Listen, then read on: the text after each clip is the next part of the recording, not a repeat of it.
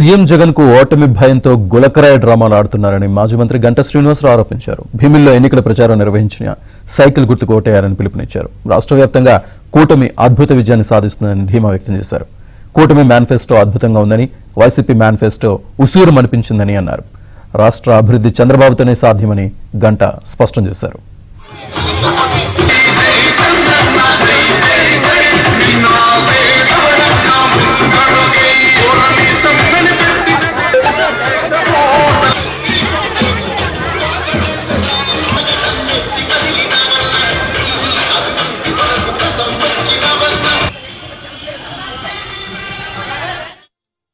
ముఖ్యంగా గత 5 ఏళ్లుగా ఈ రాష్ట్రానికి ఏదైతే ఒక పరిపాలన పేరుతోటి చేస్తున్న దోపిడీ అంతా కూడా ఆగిపోయి కొత్త ప్రభుత్వం రావాలి, చంద్రబాబు నాయుడు నాయకత్వంలో మళ్ళీ రాష్ట్రానికి పూర్వవైభవం రావాలని చెప్పని కోరుకుంటూ మరి మనం చూస్తా ఉన్నాం. నిన్న మొన్న చూసిన మేనిఫెస్టోలు కూడా ఈరోజు తెలుగుదేశం పార్టీ ఉమ్మడి మేనిఫెస్టో ఏదైతే ఉందో అది బ్రహ్మాండంగా ప్రజల మన్నన పొందుతూ ఉంది. అదే వైఎస్ఆర్సీపీ మేనిఫెస్టో అందరూ కూడా ఉసురు అనిపించింది. దాంట్లో ఏం కొత్త అంశాలు లేవు.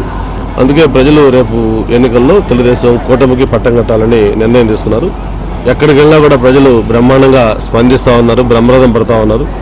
ఆ స్పందన అంతా కూడా ఏదైతే ఈ ప్రభుత్వ మార్పుకి ఒక సంకేతంగా కనిపిస్తూ ఉంది. మరి జగన్మోహన్ రెడ్డి గారు ఎన్ని ప్రయత్నాలు చేసినా ఇంకా ఆయనకి అర్థమైపోయింది. అందుకే ఈరోజు గులకరాయితో హత్యా ప్రయత్నం లాంటి కొత్త కొత్త డ్రామాలకు కూడా తెరలేపుతూ ఉన్నారు. ఆయన ఎన్ని చేసినా రేపు తెల్లారితే తూర్పున సూర్యుడు ఉదయించడం ఎంత ఖాయం. రేపు జరిగే ఎన్నికల్లో తెలుగుదేశం కూటమి ఏదైతే ఉందో అది ఘన విజయం సాధించడం ఖాయం.